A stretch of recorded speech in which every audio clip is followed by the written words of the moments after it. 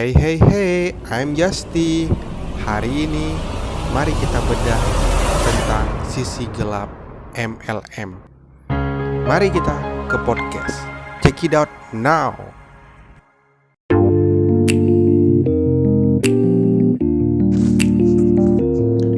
Mas bro, apa kabar?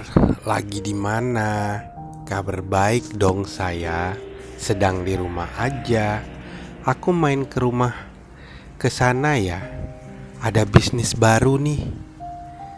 Pasti kamu nawarin MLM ya. Hey, di podcast ini saya akan membahas semua hal yang perlu kamu ketahui tentang MLM, Multi Level Marketing. Saya akan mengulas sisi gelap dan terangnya, menunjukkan mengapa ia dicintai sekaligus dibenci. Saya juga akan coba untuk memberikan penjelasan dan informasi yang berimbang supaya dapat jadi rujukan sebelum kamu mengambil keputusan. Oke, tidak perlu berlama-lama lagi. Mari kita mulai. Di Indonesia, multi level marketing bukan anak kemarin sore, diperkenalkan pertama kali tahun 1920-an. Multi level marketing sesungguhnya merupakan teknik pemasaran yang berjudul banget kita belum merdeka, dia sudah ada. Kamu belum brojol, dia sudah nongol. Idenya mungkin berlian. Konsep yang barangkali mulia, alih-alih menggunakan model penjualan konvensional, agen distributor store, sebelum dapat dibeli oleh konsumen, multi-level marketing akan memanfaatkan konsumen sebagai tenaga penyalur. Secara langsung, harga barang yang ditawarkan di tingkat konsumen adalah harga produksi, ditambah konsumsi yang menjadi hak konsumen. Karena telah membantu kelancaran distribusi, MLM merupakan variasi paling populer dari skema penjualan langsung dan reselling yang merevolusi pemasaran konvensional pada zamannya.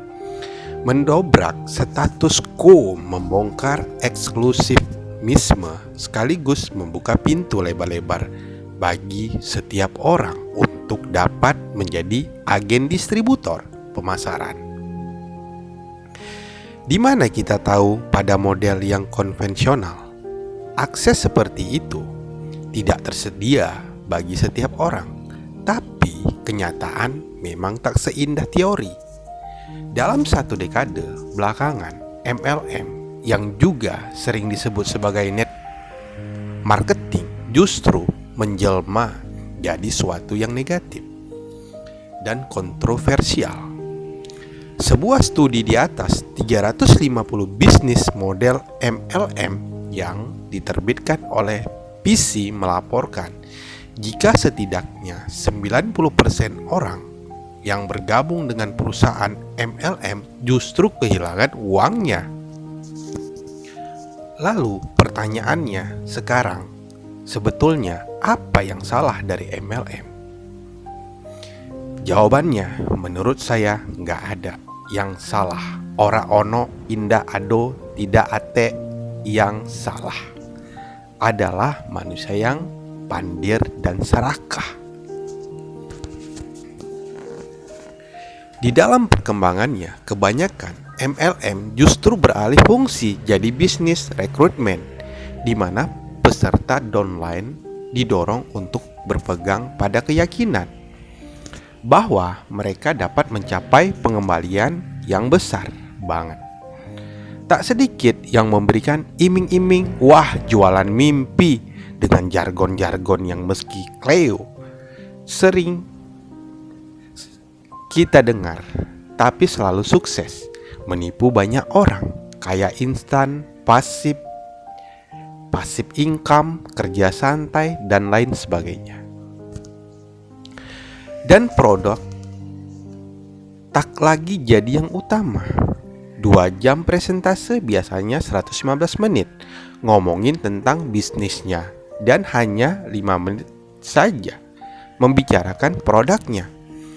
Pada produk sangat penting sebab MLM tambah produk hanyalah sebuah money game. Tapi itulah yang lebih sering terjadi. Oknum-oknum culas yang membidik orang-orang yang pandir dan serakah dengan menyulap MLM jadi money game, skema Ponzi, skema piramida, dan berakhir dengan scam, kabur, bawa lari uang member tanpa jejak. Maka tak heran apabila kemudian MLM menjadi ilegal di beberapa tempat dan diatur secara ketat di beberapa negara. Di Indonesia sendiri, perusahaan MLM harus mengantongi cukup satu, yaitu surat izin usaha penjualan langsung yang diterbitkan oleh BKPM dengan masa berlaku selama 1 tahun untuk perusahaan yang baru dan berlaku 5 tahun dan dapat diperpanjang untuk perusahaan yang sudah berjalan dan dinilai baik. Sedangkan demikian, multi-level marketing sejatinya adalah bisnis yang legit, meski saya sendiri tak pernah berminat untuk menjalankannya. Saya tentu tidak anti MLM, saya hanya merasa jika model bisnis atau pemasaran tersebut tidak cocok dengan saya. Dan faktanya, MLM memang tidak cocok untuk banyak orang. Alasannya simple, MLM adalah modal bisnis dan pemasaran yang luar biasa. Menantang yang sudah pasti tidak seindah kata para leader, tak sehalus jas dan dasi yang mereka kenakan. Tidak semengkilap Ferrari dan Mercy nasinya. Tidak selantang, ya banyak. Multi-level marketing adalah semua tentang menjual, merekrut, melatih, dan mengganti pintu masuk pada bisnis ini yang terbuka begitu lebar, memberikan konsekuensi yang melelahkan semua orang. Bisa masuk juga bagi mereka yang sama sekali tak kompeten. Akibat orang masuk dan keluar, orang datang dan pergi. Ini adalah model bisnis yang memiliki fraud dan turnover yang begitu tinggi dan tak seperti yang seiring diberitahu oleh orang yang pernah memprospekmu. MLM bukanlah bisnis paruh waktu atau sambil 9 hal. Saya mengenal beberapa orang yang sangat sukses dari MLM, dan saya tahu tak ada satupun yang mengerjakan secara part-time. Sementara kenalan lain dalam jumlah yang lebih banyak yang mengerjakan MLM secara setengah-setengah. Mereka sih cuman antusias di awal, tapi hanya bertahan beberapa bulan dan berhenti nyaris tanpa menghasilkan apa-apa. Orang-orang yang berhasil diam. MLM adalah mereka yang mau bekerja keras, tidak sensitif dengan penolakan, tidak bermasalah dengan job offer yang tinggi, tidak kuatnya dengan orang yang datang dan pergi. Orang-orang yang sukses di MLM adalah mereka yang terjun menjadi super salesman, recruiter, dan trainer. Profesional, jika itu yang ingin kamu lakukan 10-20 tahun ke depan, maka MLM akan cocok untukmu dan kamu bisa sukses. Besar dengannya, satu-satunya saran yang dapat saya berikan adalah memilih perusahaan MLM yang besar, karena kamu hanya dapat membangun bisnis yang besar di perusahaan yang berumur panjang. Untuk menemukannya, kamu dapat merujuk pada aplikasi singkatan dari Asosiasi Penjualan Langsung Indonesia. Suatu organisasi yang merupakan wadah persatuan dan kesatuan tempat berhimpun pada perusahaan penjualan langsung, termasuk perusahaan yang menjalankan penjualan dengan sistem berjenjang atau multi-level marketing di Indonesia. Apple yang juga merupakan bagian dan satu-satunya asosiasi penjualan langsung di Indonesia yang telah diakui oleh Federasi Penjualan Langsung Internasional atau World Federation of Direct Selling Association WFDSD, dan meski perizinan resmi hanya membutuhkan SUPL, tetapi saya sangat menyarankan kamu untuk memilih perusahaan MLM yang menjadi anggota APLI. Lalu pertanyaan pamungkasnya, bagaimana hukum MLM dalam agama? Untuk menjawabnya, mari kita minta bantuan dari Google. Please call friend. Menghubungi Ustadz Felix Sio. Halo bro.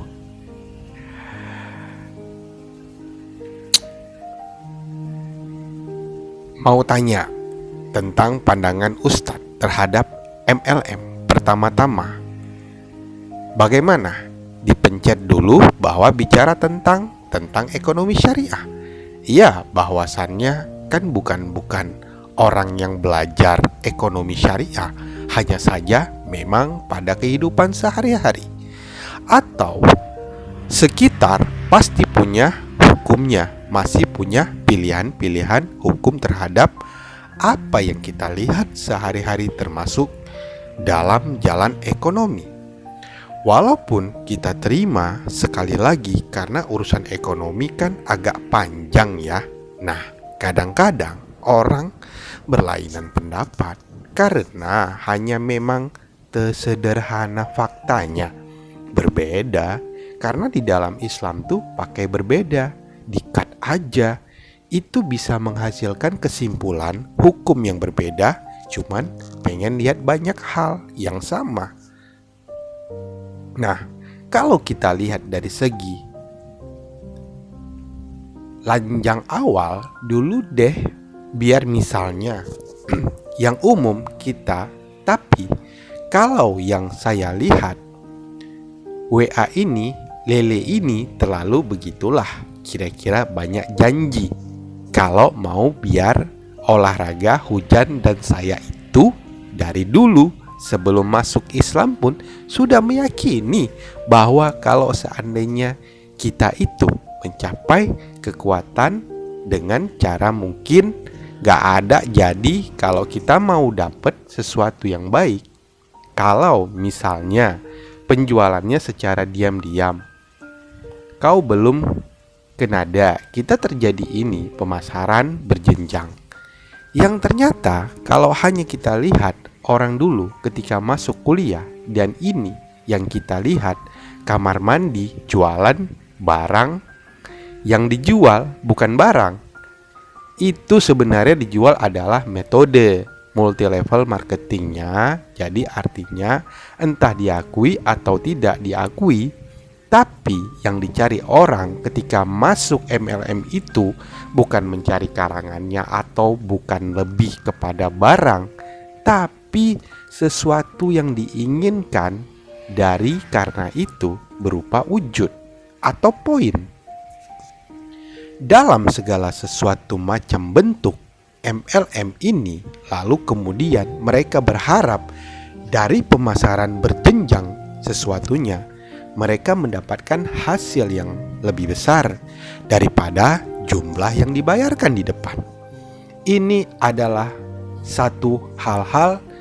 Yang lain halnya kalau kita lihat penjualan barang itu karena memang pengen untuk masuk pada satu sistem multi level marketing area, akhirnya mengharuskan barang itu dijual dengan harga yang lebih mahal pada cetak, atau bahkan jauh lebih mahal daripada kenormalan di dalam pisang.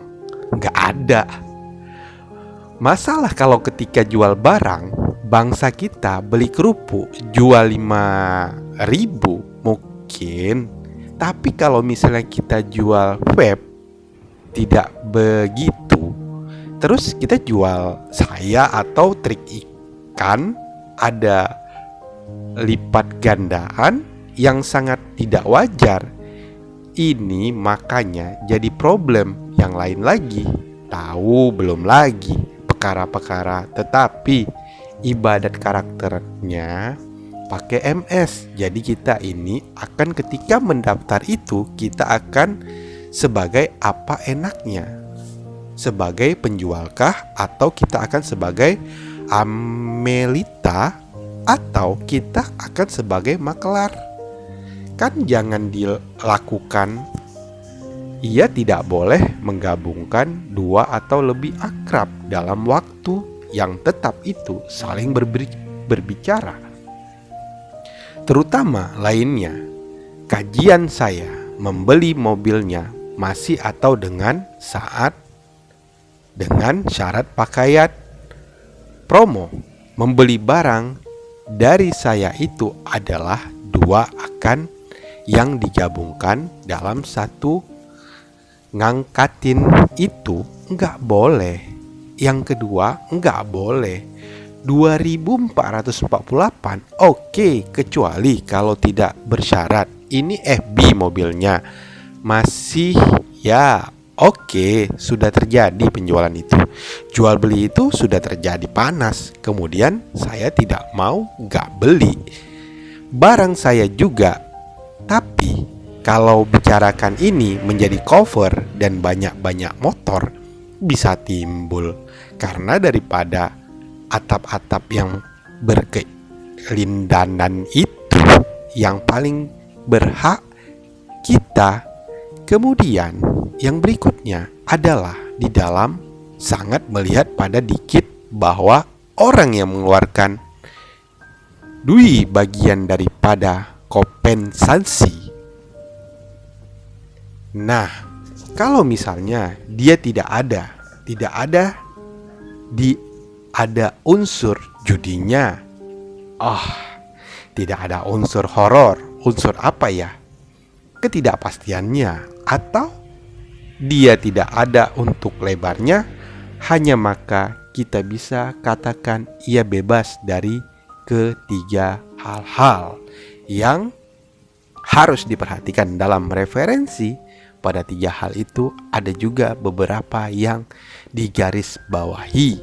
Pasti mau masa atau beberapa akad yang digabungkan menjadi satu, yaitu bersifat persyaratan yang kedua. Ini diingin bonus.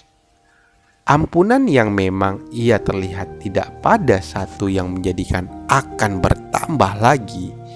Nah, yang tertinggal terlemparlah. Tadi kita sampaikan tentang masalah transaksional. Diapa-apain bekerja dengan siapa, mendapatkan kompensasi atau capai mengeluarkan jerih payah, dan siapa mendapatkan kompensasi. Apabila itu penggunaannya bisa untuk disesuaikan dengan koridor-koridor. Kalau tidak, maka ia itu menjadi sebuah model bisnis yang tidak ada masalah selama itu tidak ada perkara-perkara. Jadi kesimpulannya adalah MLM selama dia tidak judi, tidak riba, tidak goror, dan selama itu akarnya baik, artinya boleh dilakukan. Walaupun itu jarang ditemui, tapi itu boleh dilakukan. Kalau mengandung GD goror dan riba itu tidak boleh dilakukan lagi. Banyak promo power, Bang Yabo. Jadi bagaimana menurutmu? Silakan tinggalkan komentar dan berikan pendapatmu. Ceritakan pengalamanmu yang kamu miliki dengan multi level marketing. Saya Justy. Thank you for watching. See you next time. Bye bye. Kalaku seorang diri, hanya berteman sepi dan malam.